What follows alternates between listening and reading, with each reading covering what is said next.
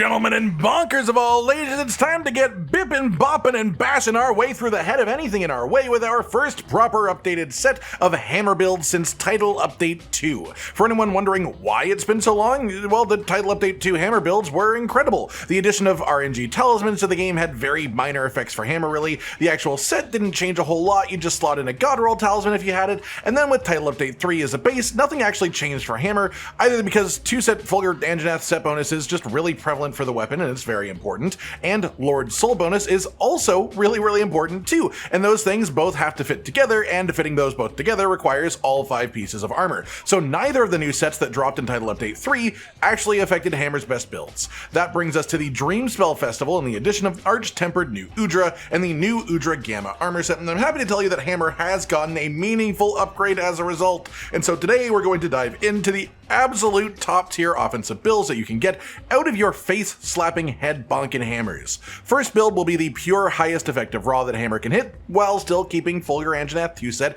I've gone back and forth on this in the past, but Fulgur 2-set just gives us that extra little bit of max stamina bar at the end, and this interacts with the maximum might skill to basically mean that as long as we don't use more than that small bar, maximum might will stay active 100% of the time. There were some points in early title updates where the armor was sort of back and forth whether it was actually worth doing this even so, but right now it very firmly is in camp. Fulgur Anjanath 2-set is required. Hammer is in a super unique position where most of its attacks don't drain stamina to use, which would theoretically make it a good pairing for maximum might, but charging your attacks does drain stamina, and our biggest attack requires you to charge in a way where maximum might would be active at most 50% of the time that you use it if you instantly release the button once it hit the charge level required for Mighty Charge Slam, and that's just not realistic to actual hunting scenarios either. So if we want maximum might, which is 30% affinity, so we do want it, we need Fulgur Anjanath 2-set, and that is a big deal. After we go over that main build then, we will talk about a variation of that without God Roll Talisman, so you can just use the actual crafted talismans that are in the game and just make the best version you can with that. And then we will talk about the actual power difference between those two. Then we'll go over the sort of gimmick build that Hammer has, which is evasion focused hammer with Seregios hammer for blade scale hone, giving special sharpness after iframing through attacks, combined with full adrenaline rush to pair with it, and that's just because it is relatively easy to evade using hammer through charge step, which is a little dash that you can do while you're charging attacks. Then we will talk about how to adjust that build for crafted talismans too, just to make sure that we cover all of our bases. First up then, for your weapon of choice, Artian weapons, of course, as per usual. As for which ones, for hammer especially, statuses are actually pretty close to elements in value. The technical optimized min-max choice would be to have a perfect Artian element hammer of each element option and then swap between them based on your target. But that is such a minor difference to just having just either a good status hammer or even just a good dragon hammer specifically, as the majority of meaningful endgame monsters are at least somewhat weak to dragon, even if it isn't their main weakness. So 5 different hammers if you're feeling spicy. If you only want to focus on one to actually min-max, then pick either paralysis or blast as your status or dragon as your element. For the parts on the hammer then, you want to pick all attack parts when making it, and then for the reinforcements, hammer can technically get by with just 1 sharpness boost, but I find it to be a lot more comfortable to play with 2 sharpness boost, and the only thing that you lose to do that is the potential of 5 attacks, so it's just not a big deal to do that, so you can do whichever you prefer, but I prefer 2 sharpness boost. That said, after the sharpness boost, the ideal rolls in the remaining slots would all be attack boost, and even 1 attack boost roll makes this weapon strong enough that it would outdo pretty much every crafted hammer in the game.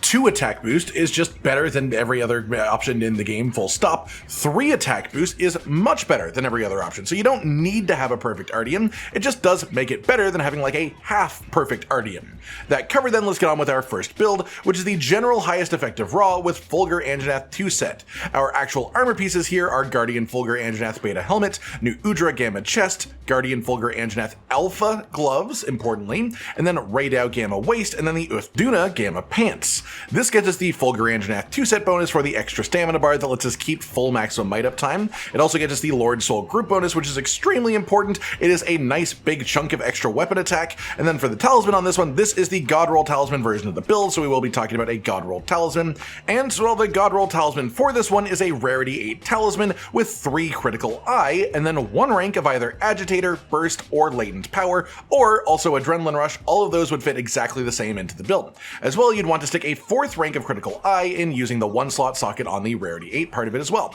Most of the god roll talismans for most weapons and builds in the game work around attack boost as the main skill, but in this specific setup for hammer, we have low enough affinity that it is worth more to have the 4 critical eye than it would be to have 4 attack boost. That said, if you do have one of the attack boost style god roll talismans instead, it is still worth using in this set over a crafted talisman, but the critical eye version is just the optimal min-max choice. For the mantle then, corrupted mantle is offensively the correct best option in general, and that is not really debatable either, but I am a big believer in the rock steady mantle with hammer especially, as it lets you sneak in mighty charge slam in places where you just would not be able to do that without the flinch ignoring part of it because monsters will be attacking you. Not to mention that it also makes it easier to activate the counter-strike skill without having to get properly hit by an attack too. For the rest of the decorations then, and the weapon itself, you want focus/handicraft. This gets us 3 ranks of focus, which speeds up our charging time. That makes us be able to use mighty charge slam more often in situations we might not be able to otherwise, which is of course important as it is our biggest damage attack. The 1 rank of handicraft just helps smooth out the sharpness use a little bit too. Then the remaining weapon slots are for 5 critical boost, because that bonus is just so strong if you have enough crit chance to actually make it work. For our armor sockets then, we have 1 counter jewel to finish off counter strike to full 3 ranks, 1 throttle jewel for a bit more latent power, 1 chain jewel for a single rank of burst, as especially for hammer where we can only really keep the first hit bonus effect active consistently, 1 rank is exactly what we want, any more is excessive. Then we get 1 counter attack jewel as well for a singular rank of adrenaline rush. Hammer can pretty easily activate the skill with charge step because it activates when you iframe through attacks, and charge step is just a little dash that you can do while charging. It has lots of iframes, so you can keep this at incredibly high uptime with a little bit of purposeful gameplay and purposeful choice making. The first rank of this skill is the most valuable rank of it as well. Then you have 3 1-slot sockets left in the armor for you to work around, my main recommendations for which are Divine Blessing if you just want pure defense, or Marathon Runner to reduce stamina consumption while charging for even more maximum might uptime consistency. The full skill list on this build then is 5 critical boost, 4 critical eye, 3 focus, 1 handicraft, 5 agitator, 3 latent power, 3 counter strike, 3 maximum might, 3 quick sheath, 1 adrenaline rush, 1 burst, and then Fulgur Anjanath 2-set bonus and the Lord Soul group bonus as well. As for the math on this one, we will go in relatively high detail for the first build, then I will go a lot quicker through it for the other sets once you've seen how I do my calculations. 220 attack as a base on the weapon, increased by 5% for the Lord Soul group bonus up to 231. We then add 13 attack for Agitator 5 at 65% uptime. Agitator 5 is 20 attack while the monster is enraged. We estimate a monster to be enraged around 65% of hunt time, so that's how we value that skill. 25 attack for Counter-Strike 3 at high uptime. Hammer is an offsetting weapon with even more offset access than most, as we have multiple different offsets, and offsets can trigger Counter-Strike as a skill on their own, and that is of course on top of just naturally activating Counter-Strike by getting hit by the monster sometimes, which everyone will do. Plus 10 attack for Adrenaline Rush rank 1, which we can keep pretty much permanently active, and plus 5 attack for Burst rank 1 for the first hit bonus specifically, as Hammer isn't great at keeping the full 5 hit bonus up, but the first hit bonus will always be active before any meaningful damage output that we do because of how our attacks work. This puts us at a total raw attack of 284, for affinity 5% base on the Artian weapons, an extra 9.75% for Agitator 5 at 65% uptime, latent power 3 would be 30% affinity while latent power is active. Latent power activates after a set time or duration, or after you take enough damage if that happens first. We estimate latent power at 66% uptime, which is purely based on the natural timer of the skill. But if you take enough damage, the uptime will actually be even higher than this, and that's easy to do against 9-star tempered monsters. But for 3 ranks, if we're counting it at 66% uptime, that would be 19.8% average affinity gained. We then also get 30% bonus affinity from maximum might at very high uptime because we have the Fulgur 2-set, and then our 4 critical eye is a bonus 16% affinity for a total of 80.55% crit chance. We have full 5 ranks of critical boost, which means a critical hit is a damage boost of 40%, so with 80.55% chance of getting a crit, that means on average through the hunt, we will get a 32.22% damage boost. If we then apply that to our total raw attack, we get 375.5, and then a further 32% increase for the white sharpness damage modifier, up to 495.7 effective effective raw, which is quite solid considering that we have a forced 2-set bonus that we just can't get rid of. It's very close to breaching that barrier, 500 EFR, which is what we're striving for really. I should mention that you can hit a technically higher EFR by like 0.25%, like it's literally 1 EFR higher if you swap out our 1 rank of burst and instead put in another rank of latent power. But latent power is less consistent than burst is, so I'm presenting this option as the main one because I think it will play better in actual combat scenarios. As well, because I mentioned earlier that if you had an attack god roll talisman instead of a critical eye one, it still nearly is as good. That slotted into this build with no other changes is just 492.7 effective raw, so it's literally less than a 1% damage loss in comparison to using the critical eye god roll talisman that we actually do. Next up, quickly I want to cover that same build but with a crafted talisman instead of the god roll, and because I've already explained the majority of what's going on here, I'm just going to show what you change and talk about the math about it. The main thing here is that we're going to be using the latent power charm for 3 ranks of latent power, and with a slight decoration shuffle that comes on top of that, this means that in comparison to the god roll build, you are losing 4 critical eye, but gaining 2 latent power. So you lose 16% consistent affinity, but gain 20% inconsistent affinity in return. This means during some moments, this will actually do more damage, and other moments it will do less. That said, because latent power charm is a whole 3 levels of that skill, this actually closes the gap quite a lot between the crafted and RNG talismans in this setup. For the math on it then, it's 220 base attack, Lord Soul up to 231, add on our flat attack bonuses, and we get 284 total raw attack. For our affinity, we hit a total of 77.75% with this skill swap going on, and that applied to 5 critical boost is a 31.1% average damage increase. Apply that to our raw attack for 372.3, increased by a further 32% for the white sharpness damage modifier to a total effective raw of 491.5. That means that we are only 4 EFR less than the god roll talisman build, and in this situation, that means it is literally less than 1% damage difference. If you have the god roll talisman, you gain like 0.8% extra EFR compared to the crafted talisman, so it's really not that big of a deal at all for Hammer, though I do feel the need to mention that this build relies a bit more on latent power than the god roll version does, which does remove a little bit of consistency even if the average damage should be extremely comparable. Next up then is the fun gimmicky hammer build option, which is Evade Seregios Hammer. For this build we'll be using the Seregios Hammer instead of the Artian Hammer because it's sort of the whole enabler of the setup, 210 raw attack, and it does have worse sockets than Artian does, but it has 25% base affinity, which is quite nice to work around, and it has blade scale honing as a unique skill. This gives us 4 hits of special sharpness after an iframe evade. We can evade into charge step as a single action, which basically lets us chain evades to forcibly activate this a bit easier than most weapons can, and in general this is just very workable for Hammer as a result. 4 hits isn't much, but it's enough for Mighty Charge Slam and the lead up to it, and Special Sharpness essentially just change the sharpness damage modifier of those hits from 32% for white sharpness up to 40% for special sharpness instead. That is a sizable damage increase if you make a point of using your special sharpness for big hits like Mighty Charge Slam, and as we get into this, we get into the math of it all too, you will realize that the effective raw of this is actually very comparable to the main build, but I want to preface this by saying that that is only on paper math. The actual end hunt feeling, you can tell that this build is weaker even if you play it perfectly because of 2 main things. First, the playstyle is just different. You purposely are going to be dodging into attacks with this a lot more often, and special sharpness won't be active for Mighty Charge Slam all the time. Not to mention that it will rarely ever be active when the monster is knocked down, which are your big main damage window opportunities, so this build is very good. It is worth talking about if you like the concept of Evade Hammer, but don't be deceived by the math into thinking that it might actually be the proper best meta option. That said, for the actual armor pieces on this one, you want to use Seregios Gamma Helmet, Nu Udra Gamma Chest, Seregios Beta Gloves, Seregios Gamma Waist, and then Seregios Beta Pants. The absolute min-max god roll talisman for this build, if you have it, is quite a funky one, which is 3 focus, 1 burst, or adrenaline rush, or latent power. Any of those 3 would fit in the second skill slot, and then you also need it to be a rarity 7 talisman with a 2-slot armor skill socket instead of the standard rarity 8 god roll options. But again, we will talk about the non-god roll adjustments afterwards so you know what the difference really is. That said, it is also worth considering Evasion Mantle for this one too. Evasion Mantle is a pretty weird one because it interacts with iframes weird ways. It sort of will lower your iframes if you have too many because it sets them to a set region, but it does quite simply give you a 20% 20% bonus to your damage for a few seconds after a successful iframe evade. And given the whole point of this build is iframe evading, that is a nice natural pairing.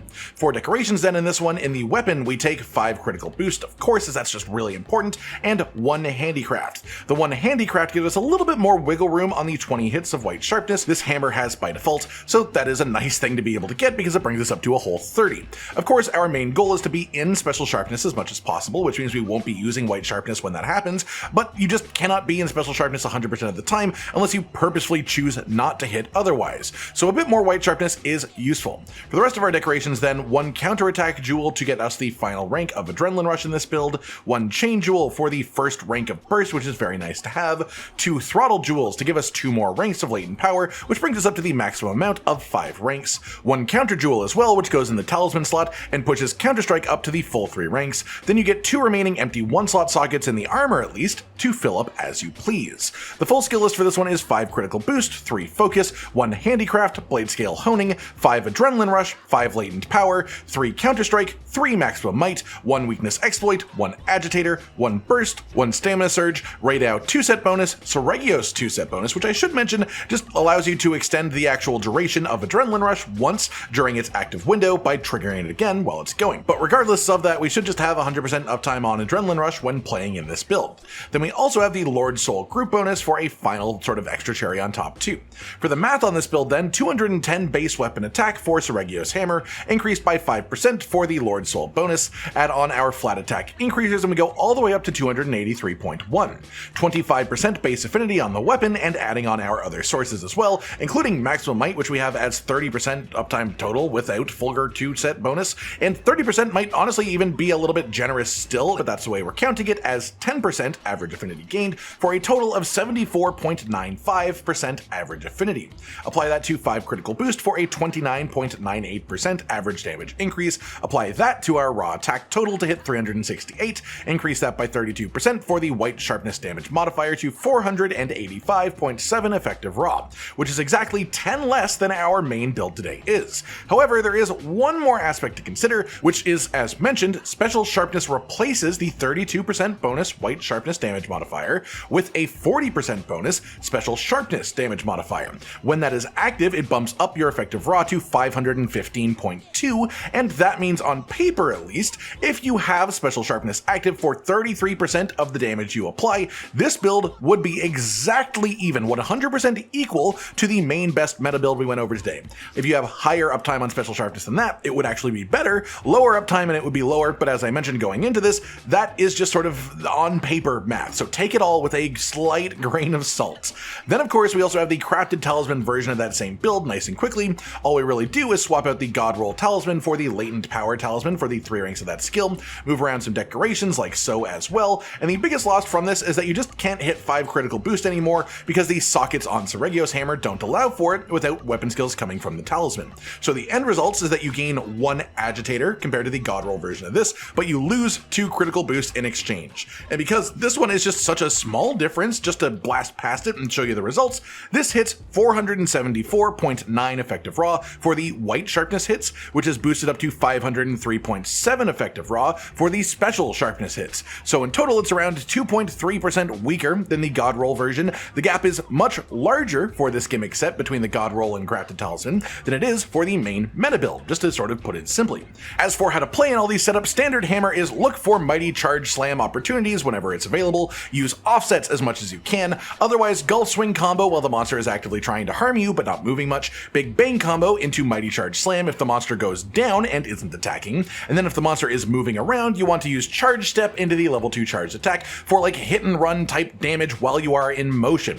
For the Seregios hammer evade build, it's slightly different in that you just want to put a lot more specific effort into purposefully iframing through attacks instead of purposefully dodging them but positionally or through things like offsets, so you want to do a more hit and run playstyle where you just loop a combo that is evade, charge step, level 2 charged attack, which is also an offset, and just sort of do those 3 actions on loop, and that would be very solid while using that build.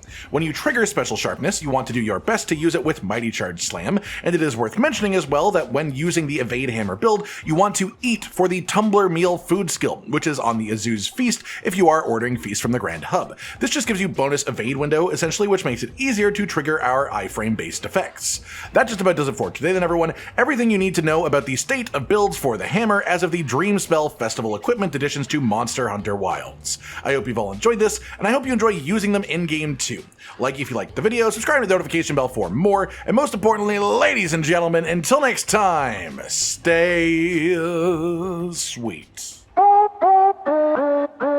Josh, Cotton, and Hollow with the videos, dropping the humor like a hammer on your tippy toes, bringing entertainment on a daily arrangement to take our insanity and turn it into entertainment. Yes, I said entertainment twice, to reiterate that it is nice to look into your faces on a mostly daily basis when you let us in your homes to make the whole world a stage. Goodbye.